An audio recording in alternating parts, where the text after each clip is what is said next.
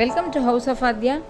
இந்த வீடியோவில் முடக்கத்தான் கீரையை யூஸ் பண்ணி ஒரு சூப்பரான ரொட்டி செய்யலாம். எப்படி செய்யணும்னு பார்க்கலாம் வாங்க.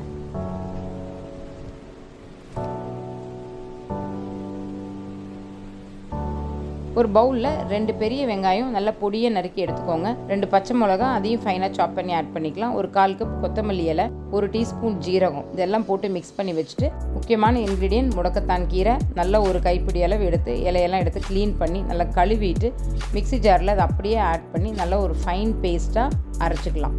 இந்த முடக்கத்தான் கீரையோட பெனிஃபிட்ஸ்ன்னு பார்த்தீங்கன்னா இதில் இரும்பு சத்து நிறையா இருக்குது. ஸோ அனீமியா இருக்கிறவங்களுக்கு இது ரொம்ப ஹெல்ப்ஃபுல்லாக இருக்கும். அது மட்டும் இல்லாமல் இது மூட்டு வலி, ஜாயிண்ட் ப்ராப்ளம் இருக்கிறவங்க எல்லாத்துக்கும் இந்த முடக்கத்தான் கீரை ரொம்ப யூஸ்ஃபுல்லாக இருக்கும்.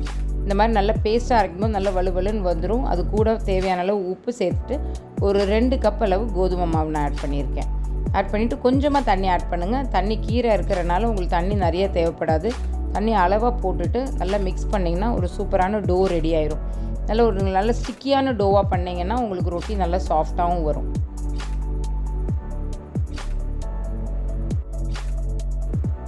அதுக்கப்புறம் 1 டீஸ்பூன் அளவு ஆயில் மேலே நல்லா பரப்பி நல்லா ஸ்ப்ரெட் பண்ணி விடுங்க.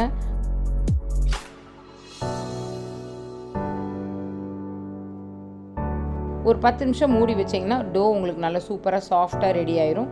இதுக்கப்புறமா நம்ம இதை ரொட்டி ஈஸியாக தட்டிக்கலாம். பாருங்கள், இதை இப்போ நான் ஒரு வாழை இலை இல்லைனா நீங்கள் வீட்டில் யூஸ் பண்ணுற பால் கவர் இருந்தால் கூட நல்லா கழுவி எடுத்துகிட்டு அதுக்கப்புறம் இதில் நல்லா தின்னாக ஸ்ப்ரெட் பண்ணுங்கள். ஸ்ப்ரெட் பண்ணிவிட்டு டைரெக்டாக நம்ம ஒரு ஹாட்டான தவாவில் நம்ம இதை சேர்த்துடலாம். இப்போ இந்த முடக்கத்தான் கீரையோட பெனிஃபிட்ஸில் முக்கியமானதுன்னு பார்த்தீங்கன்னா ஸ்கின் ப்ராப்ளம் இருக்கிறவங்க, நல்லா ரேஷஸ்ஸு இந்த மாதிரி ப்ராப்ளம் இருக்கிறவங்களுக்கும் இந்த முடக்கத்தான் கீரை ரொம்ப ஹெல்ப்ஃபுல்லாக இருக்கும். ஆயுர்வேதா ட்ரீட்மெண்ட்டில் இந்த முடக்கத்தான் கீரையில் நிறைய பெனிஃபிட்ஸ் இருக்குதுன்னு சொல்கிறாங்க. இதை நம்ம ஒரு கூட்டாவோ பொரியலாவோ இல்லை குழம்பாவோ செய்யும் போதெல்லாம் உங்களுக்கு கொஞ்சம் கசப்பு நிறையா இருக்கும். ஆனால் இந்த மாதிரி நீங்கள் ஃப்ரெஷ் லீவ்ஸை அரைச்சி பேஸ்ட்டாக பண்ணிவிட்டு இந்த மாதிரி நம்ம செய்கிற டிஷ்ஷஸ் எதில் வேணாலும் நீங்கள் மிக்ஸ் பண்ணி செய்யுங்க. டேஸ்ட்டும் நல்லாயிருக்கும், அந்த கசப்பும் உங்களுக்கு தெரியாது, எல்லாருமே விரும்பி சாப்பிடுவாங்க. இதை செஞ்சு பார்த்துட்டு எப்படி வந்துச்சுன்னு எனக்கு கமெண்ட் செக்ஷனில் சொல்லுங்கள். தேங்க்யூ.